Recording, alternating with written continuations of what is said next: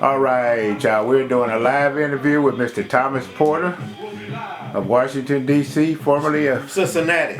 of Cincinnati. I stand corrected. How are you today, Mr. Porter? Oh man, I'm okay, man. You coming up in here breaking my peace. Well, thank you for allowing me to. I appreciate that. Shoot. Um, so, what were you doing today that I'm breaking? Oh man, I start early. So I've already been to Starbucks at 5:30, Whole Foods at 7, breakfast at 8. Today I just been going through some paperwork and trying to catch up on my mail and just chilling, you know what I'm saying? Yeah, I see you have all these albums, man. I'm just so impressed with the albums and the artwork that you have in here. How long have you been collecting and selling music? Well, I've been actually in the music business one way or the other since I was in my early 20s, working in the I used to sell records. Then I've been around music all my life. I was about 8 years old. I sold ice cream in the Regal Theater, and they had stage shows on the weekends, so I saw a lot of artists there. Then I used to sell the night paper, Cincinnati Enquirer. The only place you can sell a paper at night is in and out of clubs, and all the clubs, a lot of them have music in it. So, I think I bought my first jazz album, Dinah Jams, when I was about 15 years old. So, I've been around music and in the music. Selling vinyl is something that I kind of got into when a friend of mine passed a Wilbur collection, and I already had a big collection. And my wife said that I wasn't bringing any more records in the house. so I found out that there was a market for them. So it's kind of a hobby. But I also have a small record label called Sunboy. Oh, do you? Records, right? And I've got 3 releases out on that on CD. Amiri Baraka's Black and Beautiful Soul and Madness, a Sun Ra, a Black Mass, and then a CD by Bill Caffey, a Cincinnati guy leaving this old town. So Sunboy was my grandfather. Don't know why they called him Sunboy. His real name was Nathan Porter. He owned a farm in Alabama and never worked for the white man a day in his life. He sold the produce from his farm.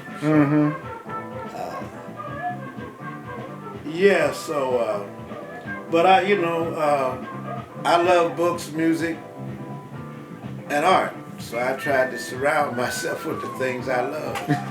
So you worked at the Regal in Cincinnati, down on ice cream on Lynn Street. Wow. Yeah, see, I used to go there as a kid. We supposed to be in church get out, we run to the movies. A lot of people don't know Regal Theater is a movie house, a theater where you go watch shows and stuff. Well, they had stage shows then, so I saw the Spence Twins, Steppin' Fetchin', Sammy Davis Jr. That's when it was the Will Matson Trio. That was his uncle, his father, and him. I saw a lot of artists in my time. A lot of musicians. Wait. Go back. You just said you saw Step and Fetch It. The Spence Twins, they were the sisters who danced. Step and Fetch It. I can't remember. I was young. I learned some of these people later on. For instance, I saw Paul Hucklebuck Williams, and John Coltrane was in his band, but I had never even heard of John Coltrane. Oh, wow. And so I read that in a book that John had been in the band. Whether he was in the band when I saw him, I don't know, because I was real young. You could get out on the streets of Cincinnati when you was a teenager. If you know how to be cool, they would let you in the joints, Into the clubs and stuff? Yeah. So we'd go over the river where the gangsters in Covington and in Newport, and they had musicians like coming through there, you know, like Miles Davis and that, and you could get in if you knew how to be cool. Oh wow. Yeah, we used to go over to Covington, I think Newport, over to the Bump to buy liquor. Bump to buy the liquor, yeah. Yeah, wow. So, what is some of the artwork that you have hanging in here? I know we haven't panned That's out by the an show. artist from Louisville, right there, Ken Young. And this one here is an artist named Sotomayor. He's a Cuban. I bought that from him in Cuba. That was from a well-known artist who just passed recently, Bill Taylor from Cincinnati. Bill Taylor. And one all the way back is by David Stevens on the wall all the way back. Oh yeah, that's And real nice. It's you know. Man, I love this house. You have albums, record albums everywhere. Artwork is everywhere. I mean, look at this poster. Count Basie and his orchestra. Oh my goodness. I wish y'all could see what I'm seeing here. I mean, this man here is just living, walking, talking history. I'm just having things I love around me, you know, and I need to, and I'm 77 now, so it's dispersal time. I got to disperse this stuff among my daughters and my grandchildren, you know. Well, can you adopt me just long enough to put me on your dispersal list? Yeah. So, but Okay, so you've been to Cuba. I noticed I saw you have pictures of you and Fidel Castro, which I'm just like, that's awesome. What was that like, going to Cuba and meeting Fidel? Well, it was, I didn't go to Cuba to meet Fidel. I'd gone to Cuba a number of occasions. That particular time, I was on a UN panel on the non-self-governing territories, of which Puerto Rico's one, the Virgin Islands is one. There's a lot of like colonies still in the world, and Fidel had a reception for the participants, and so at the reception, you know, there was a receiving line, and I went through the line, and he shook my hand, and he said something in Spanish, and I asked the guy what did he say, and he said that he bet that I was keeping up a big fuss, which somebody obviously told him that I was on the radio, and you know, I did some things favorable towards Cuba. So after I got back to the States, I was at a reception at the Cuban interest section, which is now an embassy.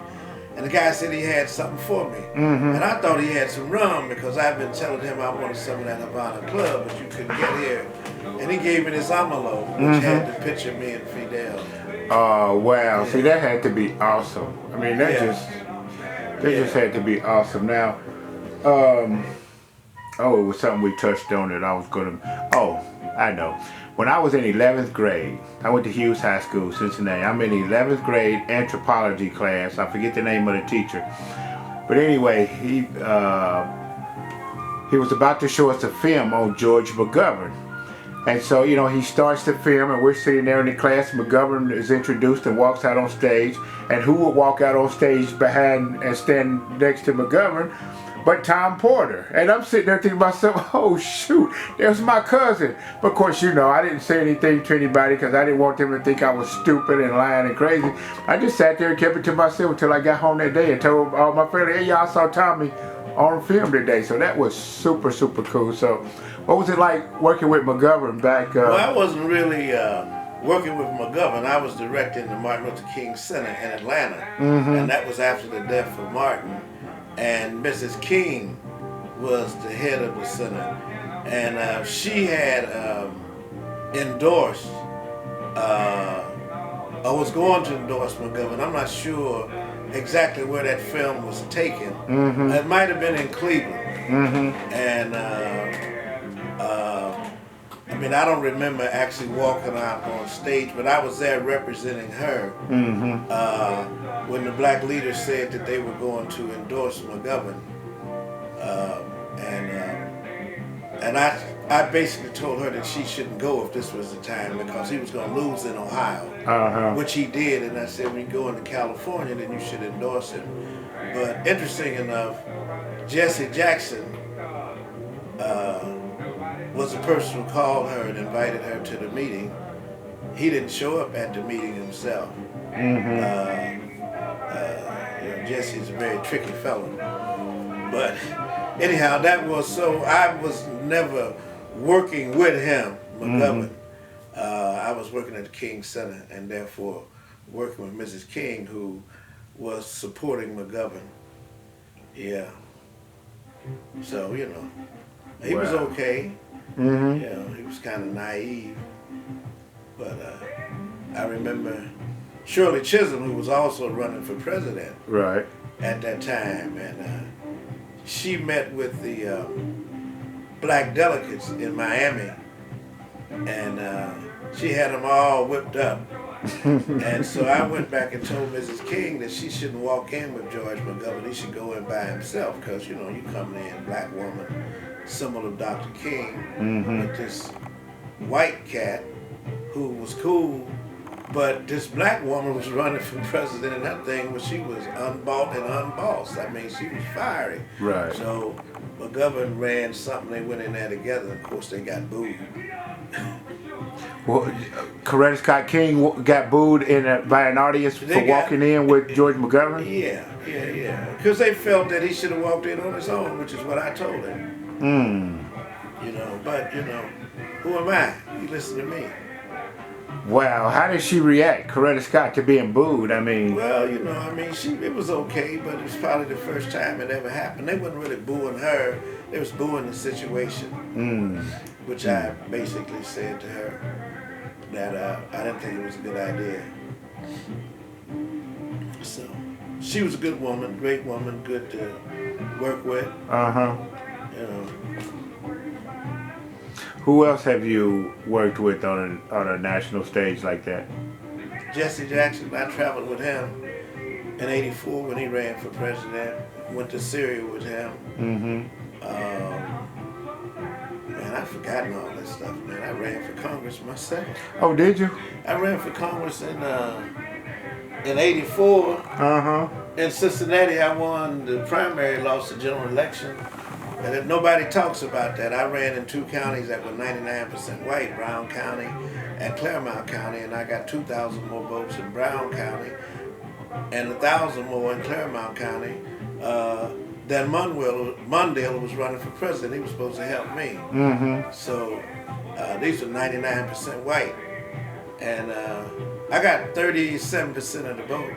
And the Democratic Party didn't put any money in the campaign. It was '84. They asked me to run again in '86.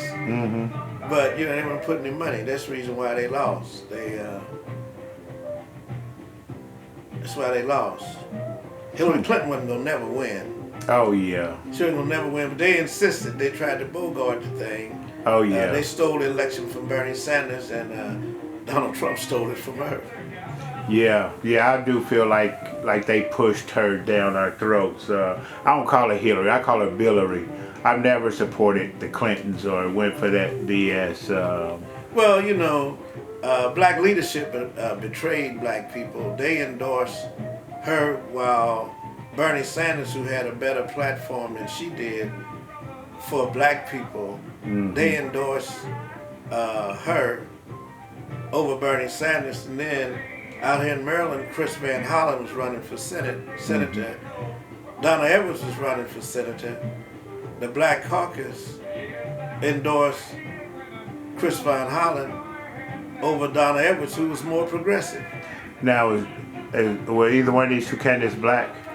Donna Edwards. Donna Edwards is black? Black woman. Now, see, the basic problem in our community today is that our leadership is bankrupt. And they betray us every chance that they get because they're basically owned by the same people where the Clintons get their money from. Yeah. Wow. So, what are some of the record albums you have here? Man, I look around, I just see record albums everywhere. I just truly love this. Well, that's an album by Sonny Rollins. I mean, I have the records my records that are in my collection. Most of them are in cabinets like that. Mm-hmm. And then I have records. Obviously, I had a record store on 12th and U. Actually, I had a record store in Cincinnati called the Black Art Studio. I remember that one up on Macmillan. Yeah, on Macmillan. So it had a black and white checkered floor. I was a child then, but I remember that. Go ahead. Sorry.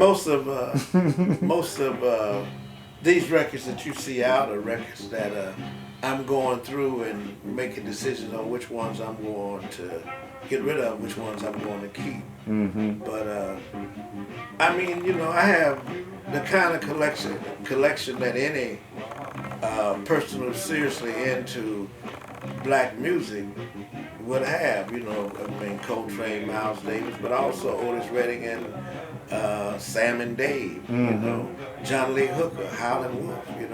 360 degrees of black music. So if so-called jazz is just one aspect of it, but it's not the total thing. I mean, Bob Marley, in my mind, and I love John Coltrane. Mm-hmm. To me, he's the greatest musician that I've ever heard in my lifetime.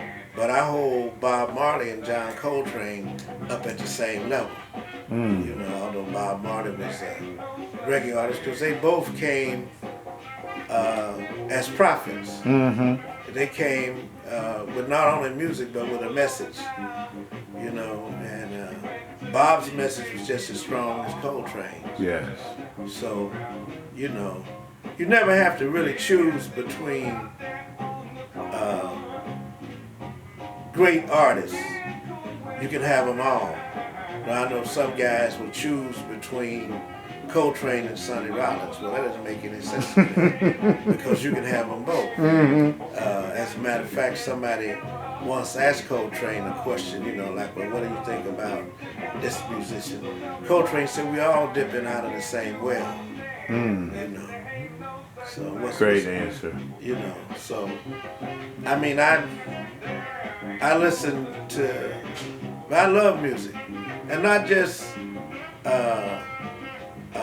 black music, but I love classical music. Mm-hmm. I do too. And growing up in Cincinnati, I heard hillbilly music, and country and western music. You know what I'm saying? So, it's like Duke Ellington says, only two kind, good kind and bad kind. So how do you decide which record albums you're going to keep for your personal collection and which ones you might sell? Well, I've already decided that pretty much. The classics, the Coltrane, the Miles Davis, the Ellingtons, the Count Basies, the music that I grew up with, and the music of the 60s, it's just certain things that if you're going to call yourself a person who appreciates this music, that you have to have. So you can have Love Supreme, which if you mention John Coltrane, that's the first album they mention. But if you don't have First Meditation for Quartet, you're missing something.